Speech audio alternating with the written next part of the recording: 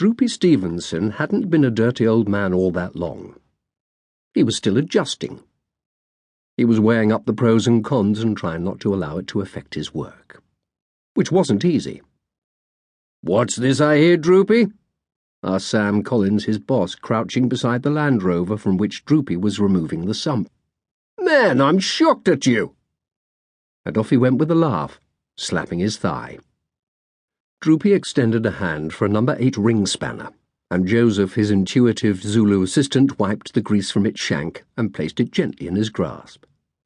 Then for a while Droopy just lay there on his back on the crawler board, staring up at the sump's drain plug.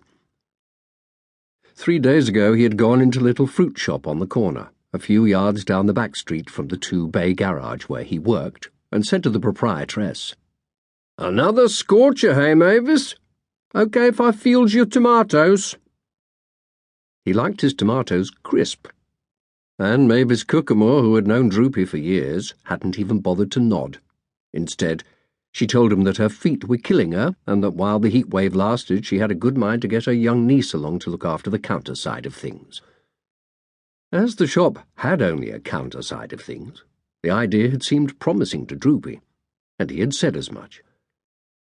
He had also asked politely after Mavis's young niece, whom he remembered vaguely as having helped out in the shop during school holidays, and had learned that she was waiting to start a job as a hairstylist. "Yeah, she's a big girl now," Mavis Cookamore had observed with satisfaction, giving the bag of tomatoes a quick flip, closing and sealing it all in one operation. Droopy had tried to repeat this neat trick after enjoying 2 of the tomatoes with his lunchtime sandwiches, and had lost the rest of them down the lubrication pit.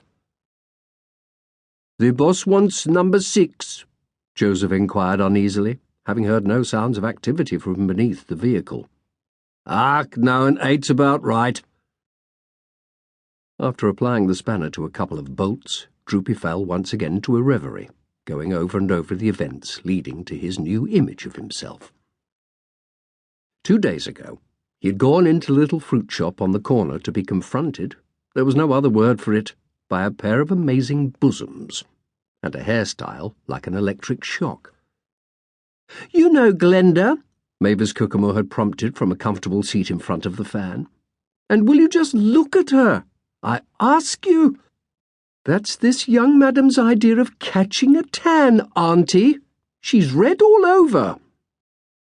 Notwithstanding his normally shy and retiring nature, Droopy was already looking. In fact, he was staring fixedly at Glenda.